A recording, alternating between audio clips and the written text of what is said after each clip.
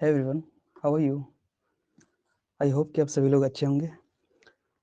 So in today's class we are going to start with transpose of a matrix. Actually पूरे matrix में ये सबसे easy section रहने वाला है. ठीक है, ट्रांसपोज ऑफ ए मैट्रिक्स सबसे इजी रहने वाला है, इसको समझना काफ़ी आसान है. तो ट्रांसपोज ऑफ ए मैट्रिक्स होता क्या है, इस चीज़ को हम एक एग्जांपल से समझते हैं. ओके, तो फॉर एग्जांपल हमें दे रखा है एक मैट्रिक्स ए हमें मैट्रिक्स दे रखा है 3/2 का. अब हमें इसका ट्रांसपोज फाइंड करने के लिए बोल रहा है. ओके, तो यहाँ पे ध्यान से देखो, हमें बेसिकली क्या करना है, हमें रो को कॉलम्स में चेंज करना है. ठीक है, तो ट्रांसपोज बेसिकली क्या होता है, हम किसी मैट्रिक्स के रो को हम कॉलम्स में बदल देते हैं. ठीक है, फॉर एग्जांपल यहाँ पे 3 रोज हैं, अब तीनों रोज को हम यहाँ पे कॉलम में बदल के लिख देंगे. बस वही चीज़ हो जाती है हमारी ट्रांसपोज ऑफ ए मैट्रिक्स. अब लिखते कैसे हैं, यहाँ पे देखो, हमारी पहली रो है 1 2, तो इसको हमने लिख दिया कॉलम में 1 2, हमारी कॉलम में लिख दिया मैंने इस रो को. ठीक है, सिमिलरली दूसरे रो को लिख दिया मैंने यहाँ पे 4 5, कॉलम में बना के लिखा 4 5, सिमिलरली 7 8. क्या चीज़ समझ में आ गई? तो हमने क्या किया है, बस रोज को हमने कॉलम की फॉर्म में लिख दिया. इस मैट्रिक्स में जितने भी रो थे, रो को हमने कॉलम में बदल दिया. ठीक है, तो इसी चीज को हम कहते हैं transpose of A matrix. Transpose of A matrix, यहाँ पे डेफिनेशन देख सकते हैं इसकी. The matrix obtained from a given matrix A by interchanging the rows and columns. ठीक है, तो हमने भी वही किया है, इसके रोज को हमने कॉलम में बदल दिया है. इस चीज को और भी क्लियरली समझने के लिए हम एक और एग्जांपल लेते हैं. ठीक है, ये एग्जांपल क्या ये दिख रहा है? इस एग्जांपल में हमें दे रखा है एक मैट्रिक्स ए और हमसे पूछ रखा है कि उसका ट्रांसपोज क्या होगा. तो सिंपली हमें क्या करना है, ट्रांसपोज फाइंड करने के लिए इसकी रोज को हमें कॉलम्स में बदलना होगा. ठीक है, तो बदलते हैं. यहाँ से पहली रो को हमने कॉलम बदला 3 5, सिमिलरली √3 1 0 -1/5. ओके, तो ये चीज हो गया इसका ट्रांसपोज. अब यहाँ पे एक चीज नोट करने वाली क्या है कि इसका जो ऑर्डर था ए वाली का, वो 3/2 था, लेकिन हमारे जो मैट्रिक्स बनी है ट्रांसपोज करके उसका ऑर्डर है 2/3. ऑर्डर भी एक तरह से ट्रांसपोज हो गया. ठीक है, जनरली हम क्या कह सकते हैं कि हमें कोई भी मैट्रिक्स गिवन हो. ठीक है, हमें कोई भी मैट्रिक्स अगर ए गिवन है जनरल फॉर्म में, जनरल फॉर्म क्या होती है किसी भी मैट्रिक्स की, A I J, जहां पर आई क्या है, रो, और जे किसको रिप्रेजेंट करता है, कॉलम्स को. Okay, M/N. तो मैट्रिक्स ए हमारी दे रखा है, तो इसका ट्रांसपोज क्या हो जाएगा, ट्रांसपोज हमने लिखा AJ/I. ठीक है, अब यहाँ पे AIJ था, हमने रोज और कॉलम को इंटरचेंज कर दिया, आई की जगह पे जे कर दिया और जे की जगह पे आई कर दिया. यहाँ पे देखो AJ/I है इसीलिए. ठीक है, AJ/I. और जब हमने कॉलम को और रोज एंड कॉलम को इंटरचेंज किया है, तो ऑर्डर तो भी अपने आप ही इंटरचेंज हो जाएंगे. ठीक है, ऑर्डर भी अपने आप ही इंटरचेंज हो जाएंगे. तो यहाँ पे M/N ऑर्डर था, तो इसका ऑर्डर हो जाएगा N/M. क्या ये चीज क्लियर है? फॉर एग्जाम्पल इसमें भी देख सकते हो, ऑर्डर था यहाँ पे 3/2 का, लेकिन जो ट्रांसपोज करने के बाद इसका ऑर्डर आ गया 2/3 का हो गया. ठीक है, तो कहने का मतलब यह है कि ऑर्डर भी ट्रांसपोज हो जाते हैं. हम रोज और कॉलम को इंटरचेंज करते हैं तो ऑर्डर भी अपने आप ही इंटरचेंज हो जाते हैं. ठीक है, ओके, नेक्स्ट चलते हैं, properties of transpose of A matrix. इसमें हम क्या करेंगे, ट्रांसपोज ऑफ ए मैट्रिक्स की कुछ स्पेशल प्रॉपर्टीज होती हैं जिसमें हम 1 बाय 1 पढ़ेंगे और वेरीफाई भी करेंगे साथ साथ में. ठीक है, हम रियल एग्जांपल से लेके सारे प्रॉपर्टीज को वेरीफाई करेंगे. तो सबसे पहले इस वाली प्रॉपर्टीज को पढ़ते हैं. पहली वाली ये प्रॉपर्टी कह रही है, कोई मैट्रिक्स ए है और उसका ट्रांसपोज लिया, ट्रांसपोज लेने के बाद फिर उसका ट्रांसपोज लिया. ठीक है, तो वो जो मैट्रिक्स आती है वो मैट्रिक्स खुद ही होती है. ओके, फॉर एग्जाम्पल हमने जो यहाँ पे पहला वाला एग्जाम्पल किया है, ए मैट्रिक्स का हमने ट्रांसपोज लिया तो ए आ गया, अब इसका अगर अगेन मैं ट्रांसपोज लूँ, यानी कि ए ट्रांसपोज का ट्रांसपोज अगर मैं लूँ तो वो मैट्रिक्स खुद ही आ जाएगा, ठीक है। इसको हम करके देखते हैं। तो हमारे पास यहाँ पे रो है, इसको हमने कॉलम में बदल दिया 1 4 7। यहाँ पे रो है दूसरी वाली, इसको हमने कॉलम में बदल दिया 2 5 8। क्या ये ठीक है? अब क्या ये वाली मैट्रिक्स ए के बराबर है क्या? देखो 1 2 4 5 7 8, यहाँ पर भी 1 2 4 5 7 8। इस ए वाली मैट्रिक्स के ये तो बराबर ही हो गई इस ए वाली मैट्रिक्स के, ठीक है। तो पहली प्रॉपर्टी वही कहती है कि अगर किसी एक के ट्रांसपोज कोई भी मैट्रिक्स है उसका ट्रांसपोज का ट्रांसपोज लेते हैं तो मैट्रिक्स खुद ही होती है, ओरिजिनल वाली मैट्रिक्स, ओके। तो ये थी हमारी पहली प्रॉपर्टी। अब दूसरी प्रॉपर्टी को हम देखते हैं।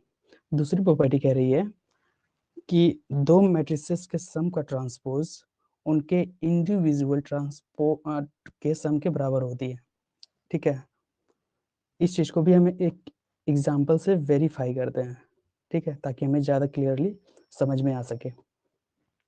इस एग्जांपल में देखो, हमें मैट्रिक्स ए दे रखा है और बी दे रखा है, ओके। अब हमें क्या करना है, इन दोनों का सम करके हमें एक बार ट्रांसपोज लेना है। वेरीफाई करने के लिए हम क्या करेंगे, यहाँ पे सबसे पहले लेफ्ट हैंड को लिखेंगे, फिर उसके बाद राइट हैंड को लिखेंगे। अगर दोनों इक्वल हो जाएंगे तो हमारा जो प्रॉपर्टी है वो वेरीफाई हो जाएगी, ठीक है। तो हमें पहले क्या करना है, ए प्लस बी करना है, फिर उसका ट्रांसपोज करना है, ठीक है। तो ए हमें दे रखा है, बी भी दे रखा है, तो हम क्या करते हैं, ए प्लस बी फाइंड कर लेते हैं। ए प्लस बी का ट्रांसपोज हमें फाइंड करना है, ठीक है। तो ए प्लस बी का ट्रांसपोज फाइंड करते हैं डायरेक्टली। तो उसके लिए हमें क्या करना होगा, इन दोनों को ऐड करना होगा। तो ऐड कर देते हैं, इनका ऑर्डर भी सेम है 2/3 का, तो ऐड आसानी से हो जाएंगे, ठीक है। तो जल्दी जल्दी ऐड कर देते हैं करस्पॉन्डिंग एलिमेंट्स को। 3 2 5 हो जाएगा, √3 -1 हो जाएगा, और 2 + 2 4, सिमिलरली 4 + 1 5, और 2 + 2 4, यहाँ पे आ जाएगा 4, ओके। अभी तो सम हो गया, लेकिन अभी इसका ट्रांसपोज लेना बाकी है, तो इसका ट्रांसपोज हम ले लेते हैं। ट्रांसपोज लेने के लिए हमें रो को कॉलम में बदलना होगा। तो रो देखो यहाँ पे क्या है, ये चीज़ हमारी रो है, इसको हमने कॉलम में बदल दिया, ठीक है। 5 √3 -1 और 4, ओके। अगेन दूसरी वाली रो को हमने कॉलम में बदला, 5 4 4। ये चीज़ आ गई हमारी ए प्लस बी का। हमने लेफ्ट हैंड को कर लिया, अब राइट हैंड करते हैं। अब दोनों को हमने इंडिविजुअली ट्रांसपोज करके उनको ऐड करना है, ठीक है। तो हम ट्रांसपोज करते हैं, ए का ट्रांसपोज प्लस बी का ट्रांसपोज हमें करना है। तो हम क्या करते हैं, ए का ट्रांसपोज यहाँ पे लिख लेते हैं करके, ठीक है। ए का ट्रांसपोज जब हम करेंगे तो यहाँ पे आ जाएगा 3 √3 2 सिम, और दूसरी वाली रो का करेंगे तो 4 2 0। ए का ट्रांसपोज आ गया, प्लस का बी का ट्रांसपोज भी करना है, तो बी का ट्रांसपोज किया तो यहाँ पे आ जाएगा 2 -1 2, और यहाँ पे आए 1 2 4। ये चीज़ ठीक है। अब ये किसके इक्वल हो जाएगा, अब दोनों को ऐड करना पड़ेगा, ठीक है। तो ऐड करके आ जाएगा, करस्पॉन्डिंग एलिमेंट्स को ऐड करो, 3 + 2 5, और 4 + 1 5, √3 -1 √3 -1, और 2 + 2 4 आ जाएगा यहाँ पे, और 2 + 2 अगेन 4 आ जाएगा यहाँ पे, 0 + 4 4 आ जाएगा यहाँ पे। अब ये चीज़ देखो, इन दोनों को ऑब्जर्व करो, ठीक है। इस चीज़ को, इस वाली मैट्रिक्स को और इस वाली मैट्रिक्स को, क्या दोनों इक्वल हैं? अगर ये दोनों मैट्रिसेस इक्वल हैं, इसका मतलब ए प्लस बी का होल ट्रांसपोज इक्वल्स टू ए का ट्रांसपोज प्लस बी का ट्रांसपोज। क्या हमारा ये प्रॉपर्टी वेरीफाई हो गई? ओके। अब हम बढ़ते हैं अपनी नेक्स्ट प्रॉपर्टी की तरफ, जो कि है अल्फा ए, यानी कि कोई मैट्रिक्स है ए, अल्फा एक स्केलर मल्टीपल है, ठीक है। अल्फा ए का whole transpose equals to alpha into A का ट्रांसपोज। इस प्रॉपर्टी को समझते हैं। तो हम एक मैट्रिक्स कंसीडर कर लेते हैं ए, इसी मैट्रिक्स को कंसीडर कर लेते हैं, ठीक है।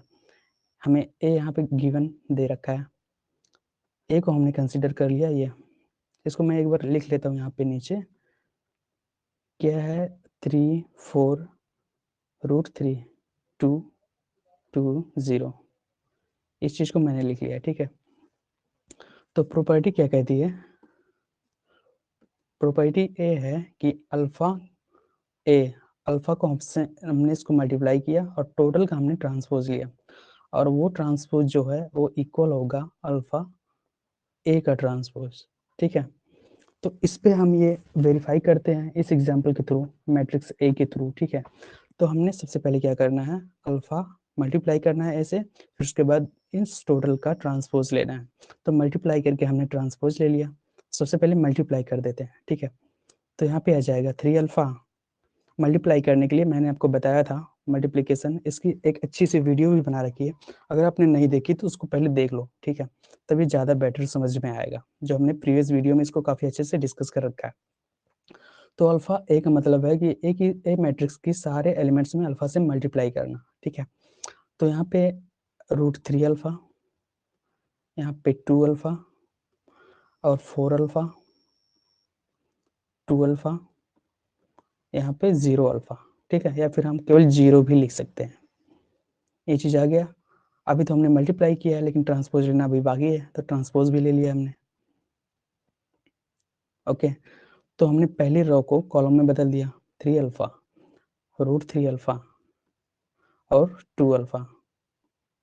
ओके, दूसरी रो को कॉलम में बदला, 4 अल्फा, 2 अल्फा और 0 अल्फा।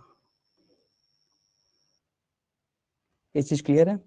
अब एक चीज़ देखो, यहाँ पे अल्फा अल्फा सब में कॉमन है, ठीक है। अल्फा को हम बाहर निकाल सकते हैं एज स्केलर। इस चीज़ को हम बेसिकली लिख सकते हैं अल्फा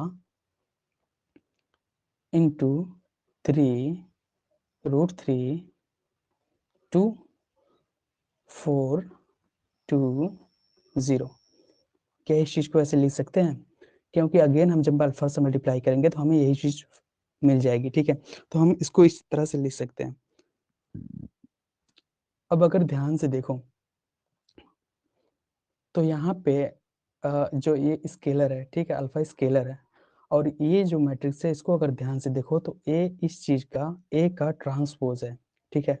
देखो 3 √3 2 और 4 2 0 इस चीज़ का ट्रांसपोज है ए का।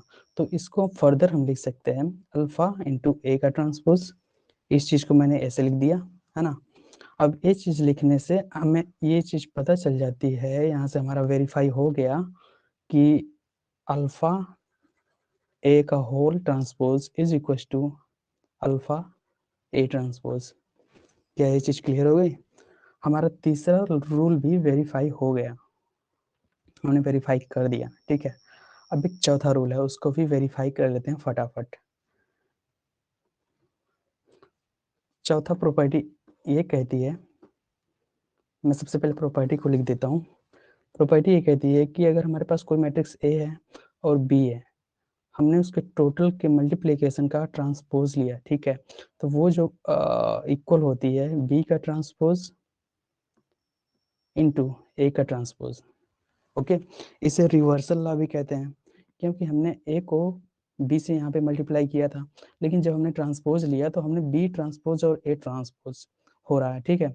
ए बी का अपोजिट बी ए हो जा रहा है, इसीलिए इसे रिवर्सल लॉ भी कहते हैं, रिवर्सल लॉ भी कहते हैं।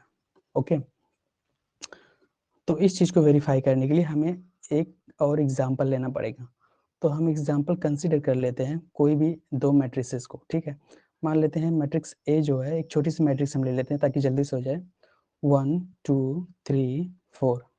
ओके, एक मैट्रिक्स और ले लेते हैं मैट्रिक्स बी, जिसे हम दे देते हैं 2 4 3 5।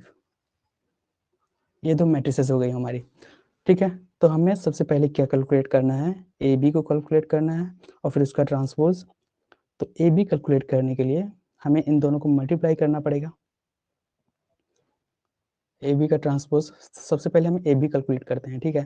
तो ए से बी से मैं मल्टीप्लाई करूँ, काफ़ी आसान है, रो एंड कॉलम वाइज।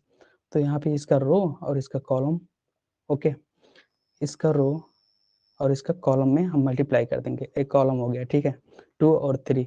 तो मल्टीप्लाई करते हैं, क्या हो जाएगा 2 1 का मल्टीप्लाई किया यहाँ पे 2 से और 2 का मल्टीप्लाई किया यहाँ पे 3 से प्लस करके यहाँ पे 6 आ जाएगा। क्या ये ठीक है? अब अगेन दूसरी वाली कॉलम में 1 का मल्टीप्लाई किया हमने 4 से प्लस का 10 आ जाएगा। Okay 5 to 10। अब दूसरी रो को हम कंसीडर करते हैं, दूसरी रो को करते हैं पहली कॉलम से, तो यहाँ पे आ जाएगा 6 प्लस का और यहाँ पे 4 3 12 आ जाएगा। 4 3 12। अब हम करते हैं 3 का मल्टीप्लिकेशन विथ 4 और 4 का मल्टीप्लिकेशन विथ 5।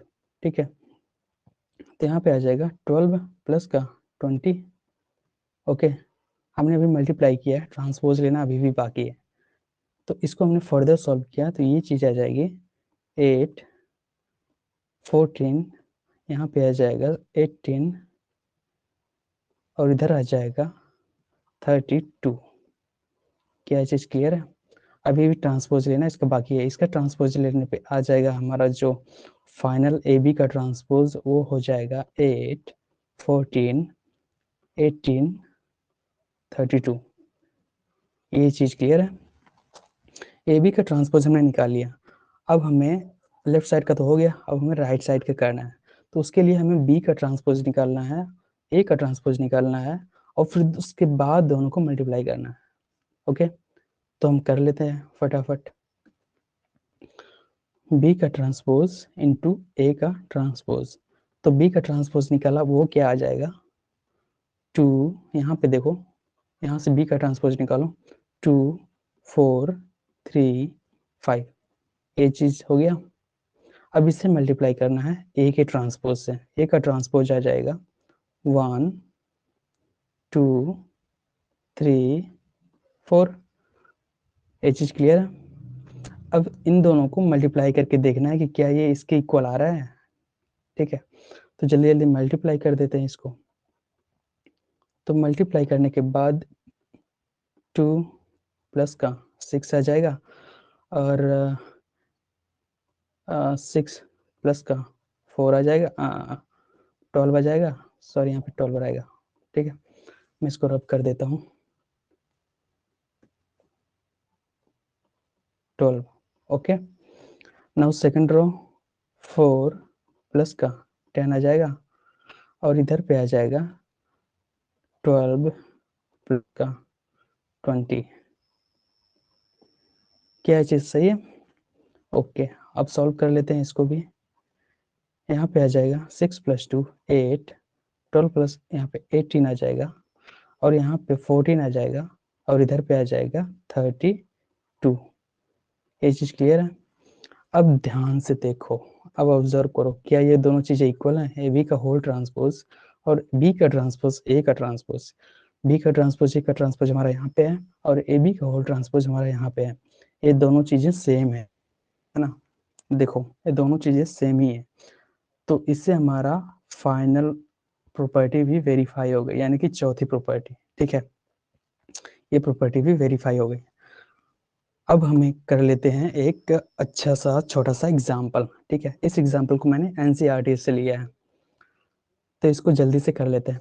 हमें दे रखा है कि एक मैट्रिक्स ए है, ठीक है, ट्रिग्नोमेट्रिक मैट्रिक्स है, इसमें जो एलिमेंट्स हैं वो ट्रिग्नोमेट्रिक रेशियोज के हैं। ठीक है, और फिर बोल रखा है फाइंड, नहीं हमें दे रखा है, गिवन है ए प्लस का transpose of A equals to I. I क्या है यहाँ पे? आइडेंटिटी मैट्रिक्स है। ठीक है, if the value of the alpha is, यहाँ पे दे रखा है हमें कि A plus transpose of A की जो वैल्यू है वो आइडेंटिटी के बराबर है, तो हमें अल्फा की वैल्यू फाइंड करनी है। तो ये तो हमें गिवन है, ओके, ये तो हमें given matrix, A transpose given नहीं है, तो सबसे पहले हम ए ट्रांसपोज को फाइंड कर लेते हैं। ए ट्रांसपोज हमारा कितना हो जाएगा? इस चीज को ट्रांसपोज करो, रो को कॉलम में बदलना है, हो जाएगा cos alpha minus sine alpha, फिर इधर पे हो जाएगा साइन अल्फा और cos। क्या ये चीज इसका ट्रांसपोज हो गया? अब हमें क्या करना है? दोनों को ऐड करना है, ए प्लस ए डैश, तो हम यहाँ पे डायरेक्टली ऐड कर लेते हैं, हम यहाँ से ए को कंसीडर कर लेते हैं और ए डैश को कंसीडर, तो हम ऐड कर लेते हैं इधर पे ए प्लस का ए डैश। ओके, यहाँ पे ऐड करके लिख लेते हैं। तो कॉस अल्फा को कॉस अल्फा से ऐड किया तो आ जाएगा 2 cos alpha, minus sine alpha को साइन अल्फा से ऐड किया तो आ जाएगा 0, साइन अल्फा को माइनस साइन अल्फा से ऐड किया तो वो आ जाएगा 0। अब again cos alpha and cos alpha को ऐड किया तो आ जाएगा 2 कॉस अल्फा। ओके, अब ये चीज हमें a प्लस ए डैश की वैल्यू किसके बराबर दे रखा है, आइडेंटिटी के बराबर। तो आइडेंटिटी 1 0 0 1। ओके, ये आइडेंटिटी। अब हमें अल्फा वैल्यू फाइंड करनी है। मैट्रिसेस इक्वल हैं तो हमने इक्वलिटी ऑफ द मैट्रिसेस में पढ़ा था एक करस्पॉन्डिंग एलिमेंट्स इक्वल होनी चाहिए। ठीक है, तो यहाँ पे 0 0 तो इक्वल ही है। अब 2 कॉस अल्फा 1 के इक्वल होना चाहिए, तभी ये दोनों मैट्रिक्स इक्वल होंगे। 2 कॉस अल्फा को 1 के इक्वल कर दिया। ठीक है, यहाँ पे कॉस अल्फा की वैल्यू कितनी आ जाएगी, 1/2। अब कॉस कितने डिग्री की वैल्यू 1/2 होती है। अगर यहाँ पे अल्फा की वैल्यू हम 60 डिग्री डाल दें, ठीक है, अल्फा की वैल्यू 60 डिग्री। ओके, अल्फा की वैल्यू जब π/3 रहेगी तब इसकी वैल्यू 1/2 के बराबर आ जाएगी। ठीक है, तो हमारा आंसर आ जाएगा π/3। ऑप्शन में चेक करते हैं, यहाँ पे आंसर आ गया हमारा π/3, यानी कि बी वाला इसका करेक्ट आंसर है। ये समझ में आ गया। तो हमने ट्रांसपोज ऑफ ए मैट्रिक्स को काफ़ी अच्छे से डिस्कस किया, उसकी प्रॉपर्टीज़ को वेरीफाई किया, सारी प्रॉपर्टीज़ को, और उसके बाद एक हमने एग्जाम्पल भी सॉल्व किया। तो आज के लिए इतना ही, थैंक यू, मिलते हैं नेक्स्ट वीडियो में।